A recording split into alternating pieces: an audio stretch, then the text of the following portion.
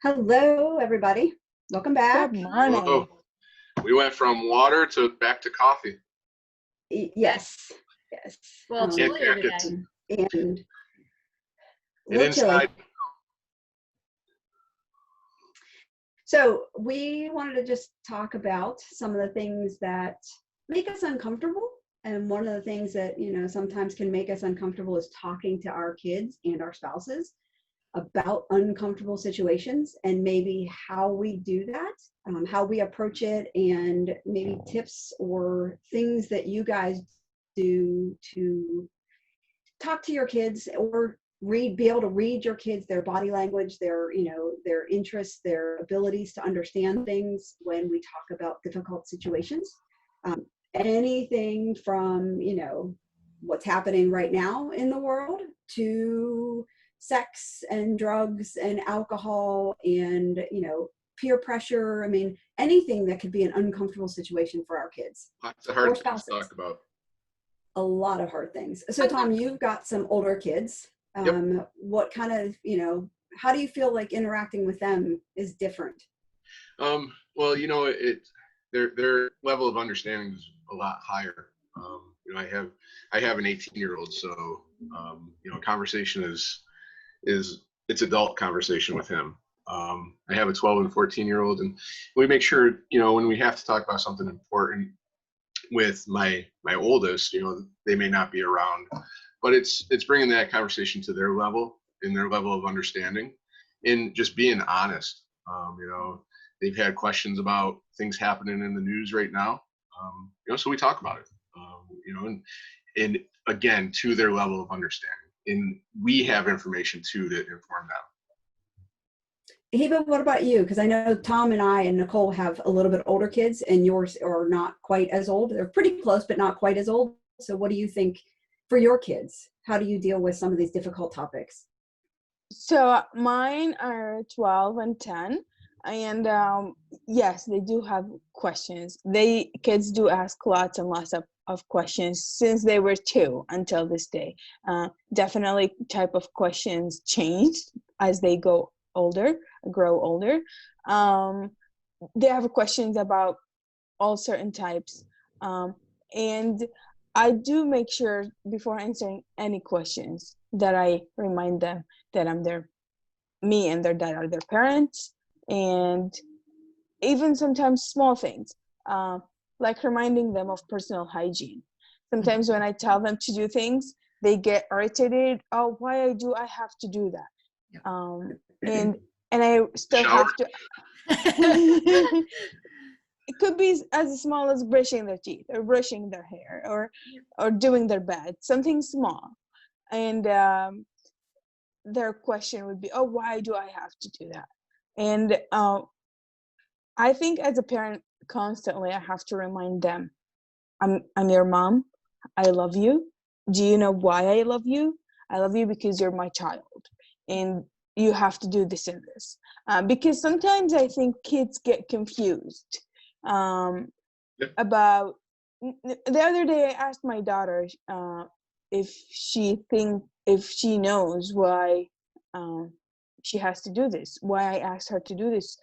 And she goes, oh, because you don't love me the same way you love my brother. It absolutely has nothing to do with the way of That's love. important. Kids don't see fairness sometimes. They don't. Or they see the unfair first. Right. Oh, or the other day, oh, because I'm not the favorite child. And that's something my son would say too, because he said, oh, because you go too easy on her because she's a girl. That's definitely not. As a parent, they are both equal. They are both the same to me. So going back to answering their questions, I try to be as honest as I could. But if it's something above their awareness, above their age level, I say, we will talk about this in details when you're 16 or when you're 18. I don't know if they will remember, but I would rather give them an honest answer rather than make up something and leave them like lost. Right. Nicole, you've got a boy and a girl as well. So in terms of dealing with, and they're pretty close in age, so understanding levels and approaching them, is probably pretty similar because of their ages. But what do you think about gender? Do you find that there's a difference? I think there's sometimes a difference, and I don't know that it's so much gender, but as personality, some kids are more open and want to ask questions. Some kids are like, oh my gosh, I'm so uncomfortable by this, and horrified by questions and answering, learning answers. So I think you just have to read your kids and what their comfort level is, and ask them questions, and it's okay to be perfectly honest with them, and age appropriate, and let them know that you might not have all the answers, but you're going to find it out together. And, that is a good question. Let's figure that out. It's okay to admit that. And saying I don't know is okay. I don't know is a great question, is a great answer to a question. And it's acceptable. And I think I agree. I think it's important too, that if you don't know, that you don't make up answers. It's okay. It shows that you're human. It shows that, you're not going to lie to them. Because I think that that's, for our perspective, one of the tough things that we as military families and deployments, parents leave. I cannot promise her that when her dad walks out the door and deploys, that he's coming back. I can't make that promise. And that was a question that we dealt with way younger than I was ready for. And it was, at this point, I have to be honest, I can't guarantee that he comes back. Right.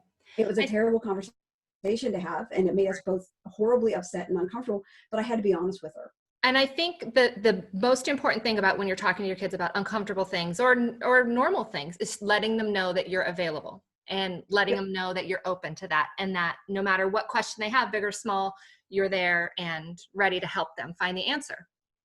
Yeah, you can't get mad about them asking questions. Even if you are uncomfortable, it's okay to tell them, this is an uncomfortable situation for me too. Mm-hmm. But like you said, Nicole, I like the fact that I want them to know that no matter how uncomfortable, hard, scary, anger inducing these questions may be for you to bring to me as a parent, I will be here to answer them. I am your safe space, and we will have these discussions. They may not be good ones. You may not enjoy the outcome. They may end up in, groundings and things like that. But you can bring them to me and we can talk about them, because I am here for you. And I think that that's kind of an important thing for all of our kids to know. Right. Yep. So I have a question. Okay. Should we end? I think that we should end, as uncomfortable as it is, because I love you guys and I don't want to say goodbye. I do think that that is a great way to end it.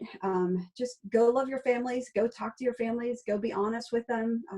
Like Nicole said, read your families, read your kids, know who you're talking to, and just go give them a hug. It'll be all right.